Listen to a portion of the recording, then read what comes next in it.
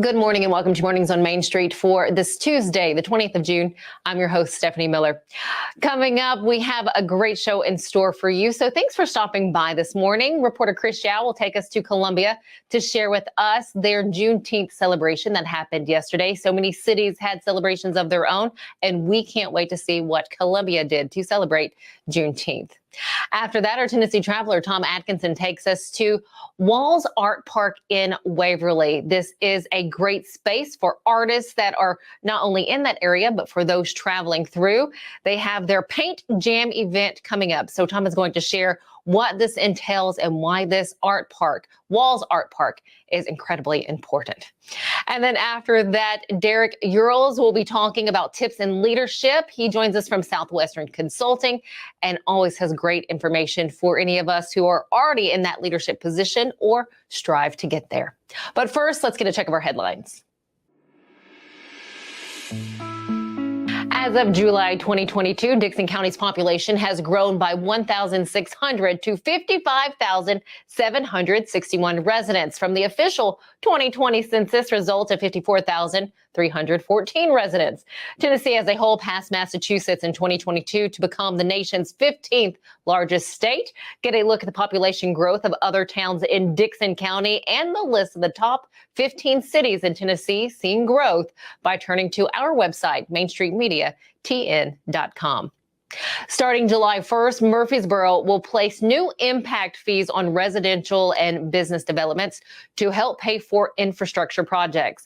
According to the city's fee schedule attached to the news release that we have for you on our website, fees collected only from residential developments will go to schools and park projects.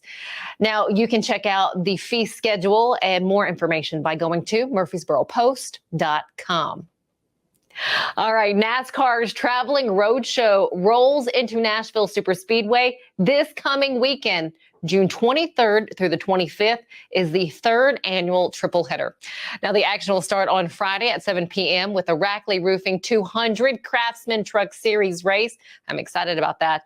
This is followed by Saturday's Xfinity Series, Tennessee Lottery 250, and then Sunday's Alley 400 main event is scheduled to get going at 6 p.m. and will be nationally televised on NBC.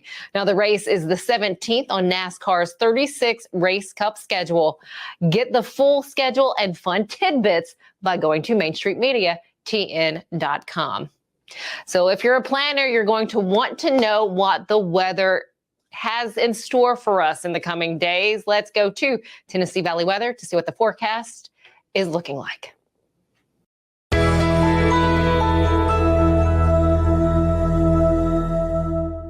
Good Tuesday morning to you. I'm Kelly Rawson here in the Tennessee Valley Weather Center with a check at your forecast for the rest of today. Starting off, we are going to be mostly cloudy. The rain will hold off, though, until the afternoon. Now, this low pressure that is off to our north and east is going to keep us on the relatively cooler side. We're talking upper 70s to potentially lower 80s, but as the low pressure swirls in, it will swirl in some showers and storms heading throughout the rest of today. So be sure to have your rain gear handy for the rest of this afternoon and even into this evening. We'll start to see the activity die down a little bit, but still a few showers maybe out there for tonight. Here's your 7-day forecast from the Tennessee Valley Weather Center. Unfortunately, unsettled weather for the next several days, including today with high temperatures in the upper 70s, right around 80 for Wednesday, upper 70s for Thursday as well, with some scattered rain chances each and every day. We finally start to diminish the rain chances as we head into Friday, but we're going to crank up the temperatures because we will see a little bit more sunshine. We are back into the mid 80s by this weekend. Many areas had incredible celebrations for Juneteenth over the past few days. Well, this morning, reporter Chris Yao takes us to Columbia to share with us their Juneteenth celebration and how the community got involved. Columbia's 7th annual Juneteenth celebration was held Saturday at Riverwalk Park with a festival featuring live music, vendors, and educational events. The city of Columbia officially designated Juneteenth a city holiday in 2020, becoming the first city in the state of Tennessee to do so. Well, first, I want everybody to know that it's not just about us as African Americans in our community. It is a celebration of us, but it is for all walks of life. It's just like another 4th of July. Juneteenth is a combination of the words June and 19th, which commemorates June 19th, 1865, when Union troops arrived in Galveston Bay, Texas, with news of freedom nearly 2 years after President Abraham Lincoln declared emancipation for enslaved Africans in the country. More than 250,000 African Americans in Texas embraced freedom by the executive decree in what became known as Juneteenth, or Freedom Day. And so I'm really thankful that we are allowed to have this. I thank Chaz Mulder. He is a great supporter of us, and he comes out and he loves on us. And it's just to let everybody know that we are here. We love everybody. So just come on out. For sure. Event organizers say the celebration event is open to anyone who wishes to come. The goal of the celebration is to put yourself out there. If you're a vendor, if you are a Democratic Party, Republican Party, if you're up for a candidacy in our local commission, our community with the Board of Education, whatever it may be, this is a place that we want you to be, especially voter registration. Although voting is in November, but we do have local votings that happen all year long. So come out and vote as well. And also to spread love and joy and positivity. And also, if you need some help, we have self-care. We have therapists here as well that come out. We also will have the firefighters, and sometimes we'll have our blood donors come out as well. So it's a really community event. We want to get our community involved. Exactly. Food trucks, clothing boutiques, lemonade stands, and other vendors lined Riverwalk Park for the event. For staff, making sure there is something for everyone is a key to a successful event. And opening their gates to any vendors who wish to participate adds to that community feel.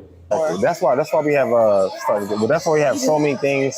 We have basketball skills challenge. We have a kids zone. We have market. We have informal things. That way we can grow along as a community. You know. And this year, for the first time, we have something called a history hunt, where kids will come to the park, and I have a map for them, and they have to hunt history and win prizes. But throughout the process, it's a teaching thing. That way you can learn about Juneteenth, learn about the community, you know, and how you can affect it as well. And how to involve yourself as well, even as a youth, a young person. Yes.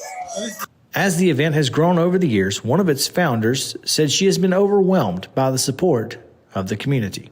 Wow, and that's all I can say. It's like the help that we've gotten since the day one, the support that we've received, just seeing the community come together more and just be more involved and knowing about Juneteenth. Literally all the cities right now are celebrating Juneteenth, and that was like my major goal. So it just feels good to see the growth and overall success over the years, for sure. Chris, thank you so much for sharing that with us. Stick with us here on Mornings on Main Street. When we come back, our Tennessee traveler, Tom Adkinson, takes us to Waverly to the Walls Art Park to share with us why this park is so important there and the fun event they have for artists coming up this weekend. Vroom, vroom, time for the Rackley Roofing 200, and it is going to be June 23rd out at the Nashville Super Speedway. And we partnered up, all of us here at Main Street Media TV, and we have joined with Rackley Roofing to send you. Yep, what you got to do to win? All you got to do is go to your favorite Main Street Media website, look for the Enter to Win banner, click there, and you're in. Like Flynn. Isn't that cool? Main Street Media TV and Rackley Roofing sending you to the races. Tired of hanging lights every year? We get it. That's why Southern Nights is here to help. We install programmable lighting on your home or business so you can enjoy beautiful, customizable lighting all year round. No more ladders, tangled lights, or cold nights outside. We do the work, you do the celebrating. Call Southern Nights today and take the hassle out of holiday lighting forever. For a free quote, give us a call at 931-241-3074 or visit our Facebook page at Southern Nights. Welcome back to Today's Better Health. I'm Colleen Barton, and I'm here with Dr. Gil Kentoff and Dr. Wendy Toohey, and we're talking about the latest treatments in back and neck pain. Many people, Colleen, come to see us with neck and back pain, and they develop tingling and numbness down the arm or lower back pain that develops into sciatica shooting down their leg. And for these patients, we have an advanced treatment technology, non-surgical decompression therapy, that we really introduced to this area. It separates the vertebrae and creates a suction to allow fluids and nutrients back in to heal the disc naturally, relieving pressure on the nerve and on the joint. It's an amazing treatment. We've been helping patients like this for the last 30 years, helping them get back to work, get back to their family, get back to the life they want to live. I mean, it really is amazing. Technology helping us to live pain-free and better lives. Right. And I bet you have a special offer. The first 25 callers will receive an examination, x-rays, review of our findings, and their first treatment, all for $39. Call 615-551-3897 today to receive this special offer.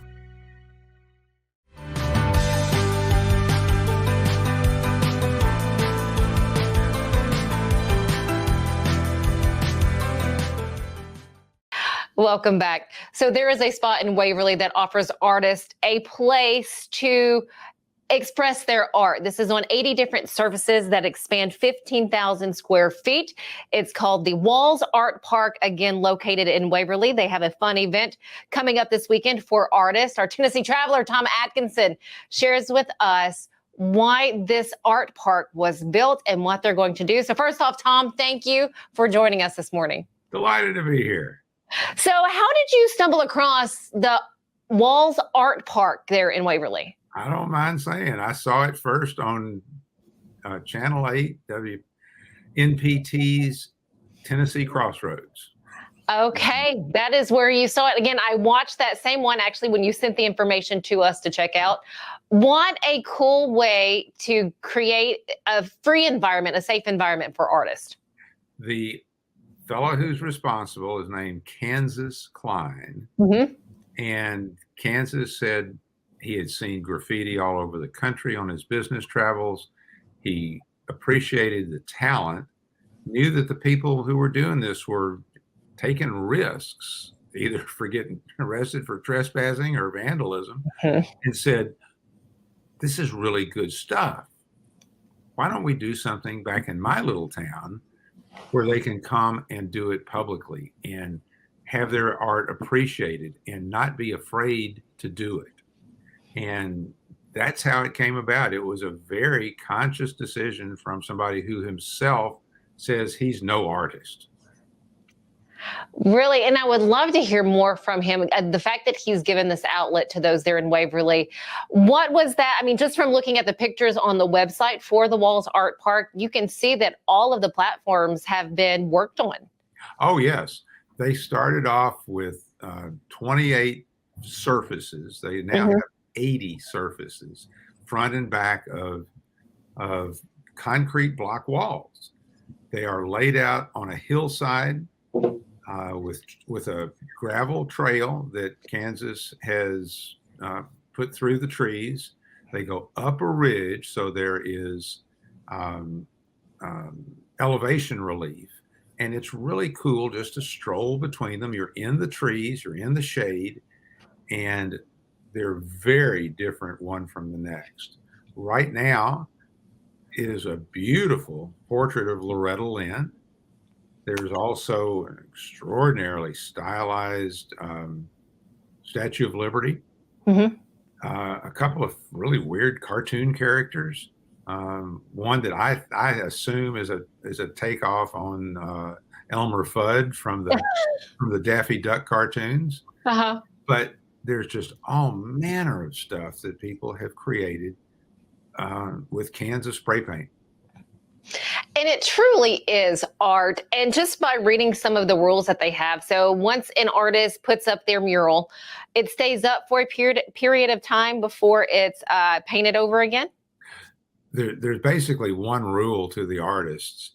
It says when you finish a piece, put the date in the top right corner, and successive artists who come through have to look at that date. If it's more than 30 days ago, then that surface is eligible to be painted over. Okay. So everybody who paints something gets at least a month's worth of public exposure. And then you know from the get-go, it's transient. It's not going to last. Yeah.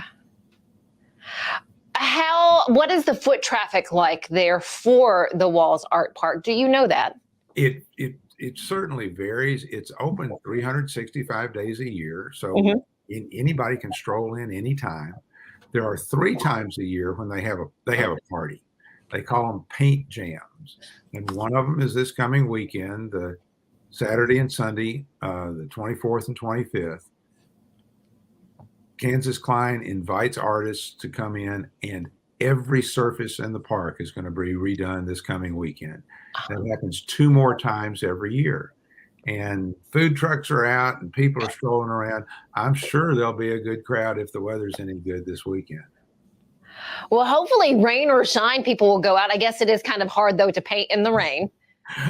I don't know what the spray paint world is like in a rainstorm, but I predict they'll prevail. I'm sure they will. Again, looking forward to the paint jam this weekend. Do you know what time it kicks off? I don't know a start time in the morning, but they'll go pretty much all day from what Kansas told me. Was there anything else that you would like to share before we let you go for today? Well, he has had more than its share of woes over the decades. Yeah. And this is a bright spot. It's just really cool for this little town. The park it's not a quarter mile off of Main Street. And it's just a great asset for a little town that could use a boost. And one of Kansas's ideas is that he wants the place to become well enough known that people will drop off of I-40, which is only 15 miles away, drive down to Waverly, see the park, and appreciate that here's a nice little Tennessee town. Well, Waverly is a nice town, like you said. And again, I hope this continues to bring more traffic there to the area. Thank you for this. Again, the paint jam happening there at Walls Art Park this weekend, Saturday and Sunday. Tom, as always, thank you so much for your time and information. You're welcome, and keep traveling. We will do it. Oh, I look forward to hopefully meeting Kansas in person. But again, that paint jam happening this weekend in Waverly. Be sure to stop by. Stick with us here this morning. When we come back, we have some sales leadership tips from our leadership and sales consultant that we have, Derek Eurales. He'll be back with us right after this.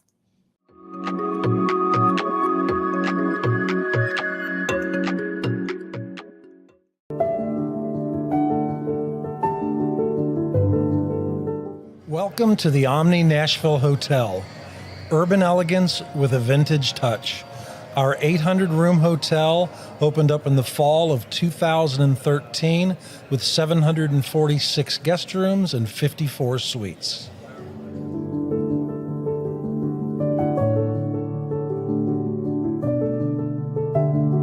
You can't see the sights without the sounds. From the crack of the bat to the roar of the crowd and everything in between, discover what Hit City has to offer. Spend your nights cheering on the Nashville Sounds at First Horizon Park with giveaways, fireworks shows, theme weekends, and more. Single game tickets are on sale now. Visit NashvilleSounds.com to claim your seat today. They said I wouldn't make it without a college degree.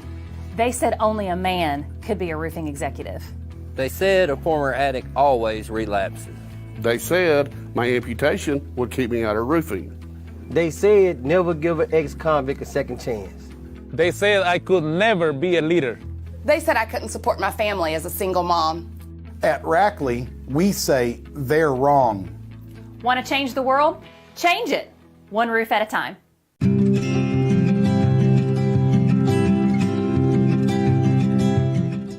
Welcome back. We are always happy when Derek Eurales stops by because he's our sales and leadership coach. He's been giving a lot of information about, how all that you need if you're looking for a coach, what you need to look for. He's with Southwestern Consulting. So again, as always, thank you for giving us your time. Yep. Today, the topic is, for those who may have gone through coaching, they've gotten to a point and you now want to be that leader or that coach to someone else. What you need to make sure that you're equipped with.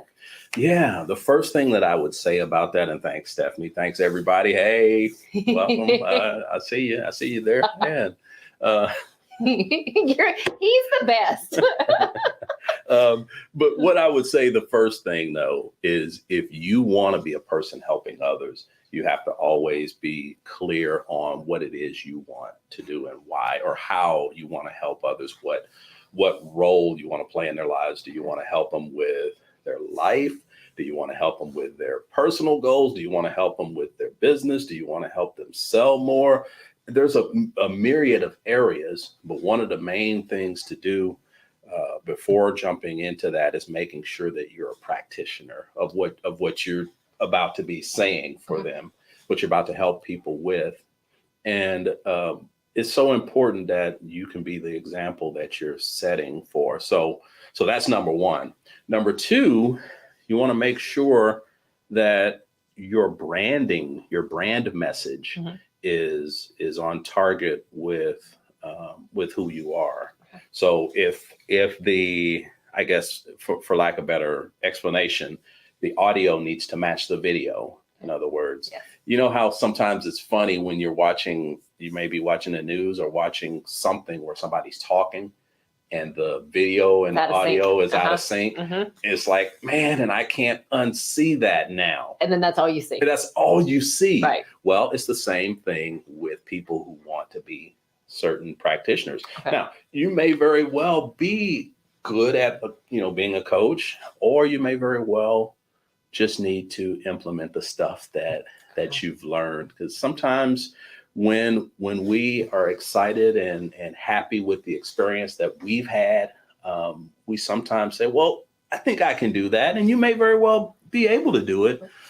But besides being committed to being a practitioner, besides making sure that your social and the audio and the video and everything that people can look up for you online is consistent or congruent with your branding message, you also need to actually have the requisite knowledge and skill set to be able to practice it, because there's nothing worse than a novice, if you will, getting into a particular area and saying, because I'm so excited that I've learned all of these skills, I want to tell it to the world, doesn't mean that you have the actual requisite knowledge or skill set or the time or the experience that is germane to somebody else's success. Because you can get in there and mess somebody up and be like, well, who told you to do that? Well, my so-and-so told me to do that. And how long have they been doing it?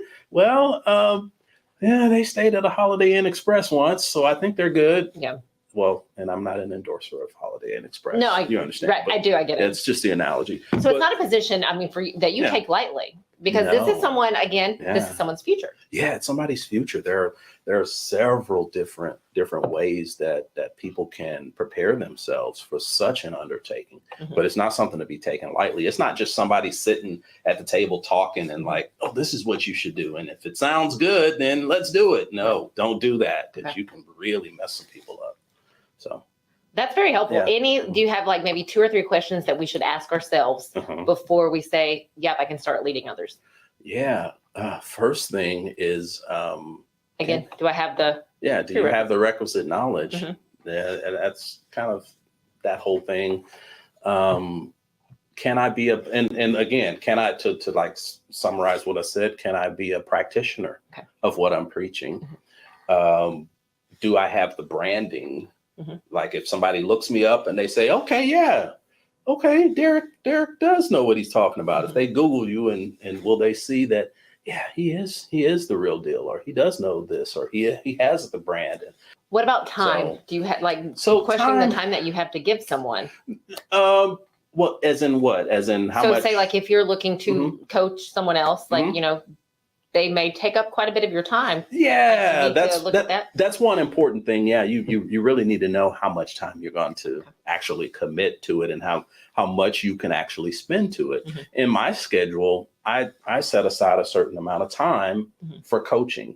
And I take calls with people. I work from this thing. I work from this thing, and you've seen my schedule. But yeah, you have to set aside the time. And then you also have to know a little bit about, kind of structure of your day to be able to handle what you take on. Because sometimes people get a message or they get excited about a particular thing and they tell a bunch of people about it. And then they're like, okay, I want it. And then they get more than they can handle. And it's like, oh my goodness, what do I do? How do I handle it? That's a good problem to have. I'm not saying it's not. Right. But sometimes we can bite off more than we can chew in that. And I would not advise people to enter into something that they don't have much knowledge about, and not to enter into it lightly. Because we've had a time, Stephanie, where it seems like everybody wants to be a so-and-so of this, you know, and whatever industry it is, you know, in the years past, people wanted to be this and then they wanted to be that. And then you saw everybody wanting to be, and I see it today. I see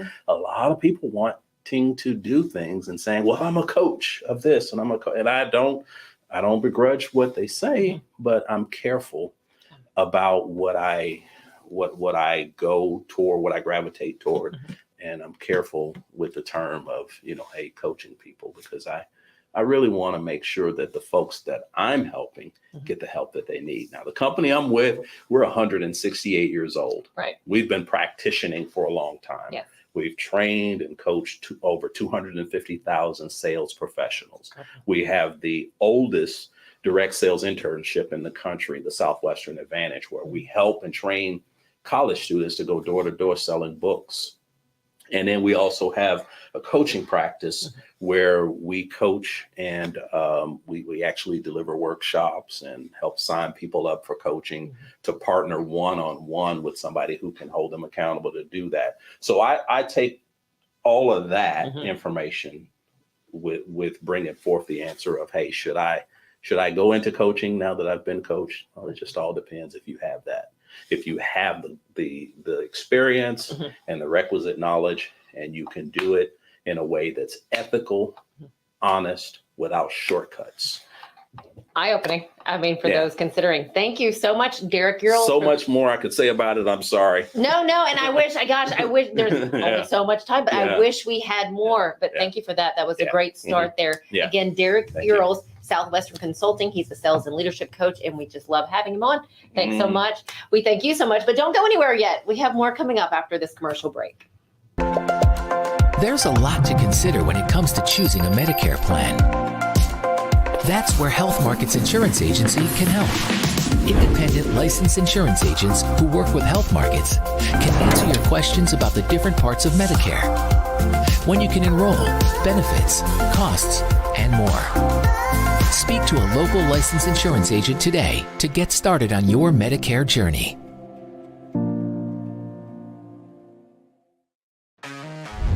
Music City will be rocking June 23rd through the 25th with a different sound, the sound of NASCAR. The Ally 400 is back at Nashville Superspeedway, and this year, it's a night race. NASCAR in Nashville. It's guitars and fast cars under the lights. Visit NashvilleSuperspeedway.com to get your tickets today for the triple header weekend.